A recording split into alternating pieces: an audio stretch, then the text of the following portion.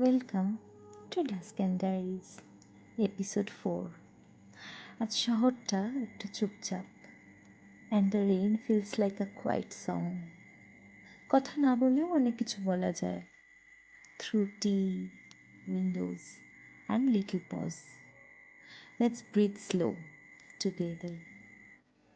আকাশটা আজ একটু বেশি ধূসর, বাতাসটা নীরব, আর শহরের কোলাহলটাও যেন খানিকটা দূরে সরে গেছে।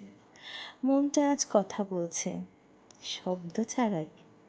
কিছু কিছু দিন আসে যখন চোখ ভিজে যায় অথচ কান্না নামে না, যখন বোঝা যায় ভেতরে কিছু একটা ভেঙেছে, কিন্তু ঠিক কী সেটা ধরতে পারা যায় না। আমরা সবাই এমন কার ওপর ভরসা করেছিলাম, যাকে নিজের ভেতরের সবচেয়ে কোমল জায়গাটা দেখানো হয়েছিল।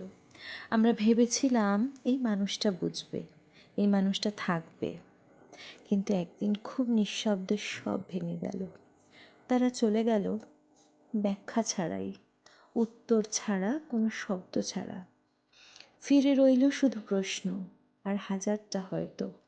হয়তো আমি ঠিক ছিলাম না, হয়তো একটু কম ভালোবাসা পেয়েছিলাম, হয়তো ও আর ছিল না বলেই আমি বোঝার চেষ্টা করেছিলাম। কিন্তু আজ আমি বুঝি, কোনো সম্পর্কের শেষ মানে নিজের ভেতরের ভুল খোঁজা নয়। ভালোবাসা একতরফা হলে সেটা প্রেম না, সেটা বোঝার মতন হৃদয় আর সাহস সব মানুষের থাকে না।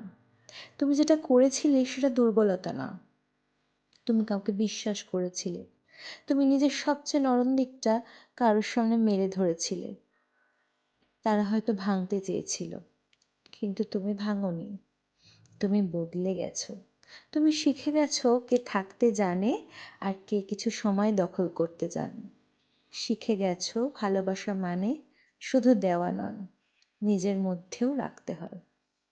তুমি যদি কষ্ট পাও, থেমে পড়ো, তাও বিশ্বাস রেখো, সব কিছু মুছে যায় না, কিছু অনুভব রয়ে যায় দিনের শেষে, সন্ধ্যার পরে।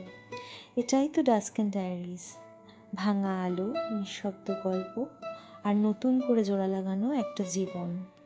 তোমার ভেতরের গল্প যদি কেউ না শোনে, তাও লিখে রেখো, কারণ হয়তো কোনো একদিন ঠিক সেই গল্পটা কারোর পৃথিবী বাঁচিয়ে দেবে।